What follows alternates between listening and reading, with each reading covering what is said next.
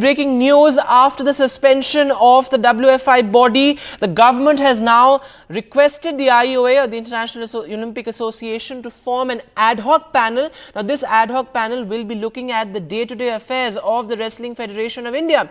This after the government came down heavily on the Wrestling Federation of India, and in that letter to the IOA, the government has said, or the Sports Ministry has said, that there are serious questions on the integrity of the newly formed WFI, and also that good governance in sports needs to be encouraged, which is why an ad hoc panel is to be formed as far as the Wrestling Federation of India is concerned.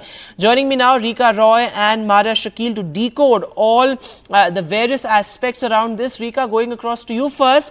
So, I remember in January when the protests broke out, we all went to Jantar Mantar, and after that, what was seen as some sort of resolution was that formation of the ad hoc panel. So we are back to square one in a sense. Those elections stand null and void, and that fight for justice to sort of begin yet again for the wrestlers.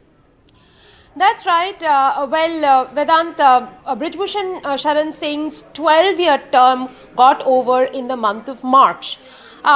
Even before that, even before his term got over, the wrestlers have been fighting for justice. As you rightly mentioned, they were on the streets in the month of January. They spoke to the sports minister about a resolution. After they were kind of satisfied, there was a committee formed. But the ad hoc committee really came into being in the month of May. Since then, till the formation of the panel and till the holding of the elections, the ad hoc panel was in place at the Wrestling Federation. They were discharging the day-to-day affairs like team selection, sending girls and boys for different meets, organizing nationals, organizing ranking tournaments. So there has to be a panel in place to conduct the day-to-day affairs, and that was being done by an ad hoc panel.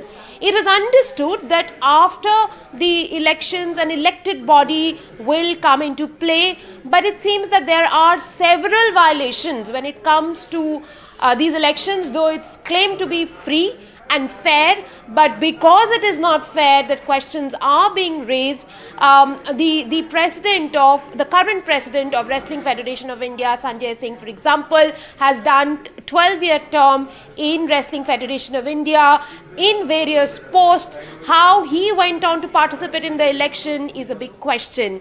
A minimum of 25% women participation is required in any of these elections under the sports code. Anita Saran was the only woman participating in this election, only contestant in these elections, and she lost. So there were several violations of the sports code that probably was not brought to the notice of the government by the returning officer or anyone who would have had a final look at the electoral college.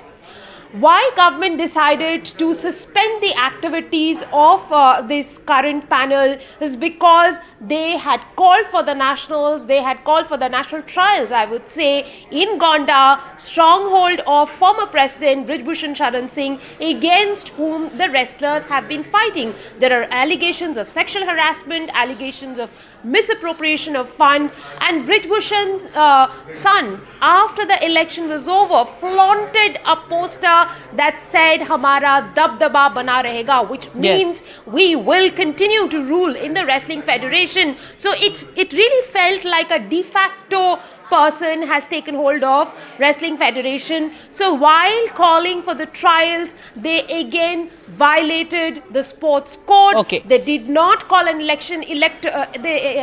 a meeting of the executive committee, which was to be called, and hence today they stand, not the panel, but their activities stand So serious suspended. questions on the electoral college, and of course the question that now sort of arises is whether the entire election process was a sham. But Mara, come in on this point on what the government intends to do now, because the government has made it clear that we want to encourage good governance when it comes to sports. We want to make sure that there is a fair and transparent process in place. So after the formation of this ad hoc panel, the government perhaps is now looking to hold elections yet again. What is the government's plan now? So the government of India's jurisdiction is very limited. It cannot really, dissolve a body which is an elected one because that will be going against Olympic Charter. So if you look at this letter which has been sent by the ministry, Under Secretary in the Government of India, to the President of Olympic Association, there are concerns that he has raised, of course, with regards to the manner in which the elections were held as well. So it says very clearly that there are compelling situations arising out of the influence and control of WFI's former office bearers. Serious concerns have risen about the governance and integrity. This requires for immediate and stringent corrective measures to uphold the principles of good governance. And hence, there has to be a suitable arrangement that has to be done for an interim period so that the sportspersons do not suffer.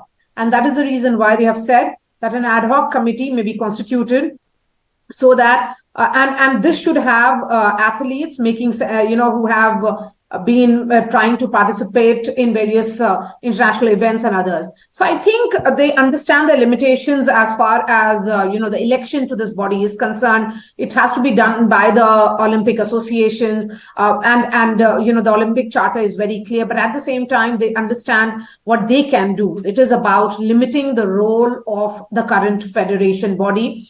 Limiting the role of this new panel, which is essentially suspending their activities, raising questions of arbitrariness and ensuring fair play. When we look back at it, it is essentially going back to square one, yes, from where the entire ad hoc committee used to function, and this entire body, although it exists, but the entire question has been raised about the manner in which the elections were being held, the manner in which this body has been functioning. So I think we'll be looking at it from that prism.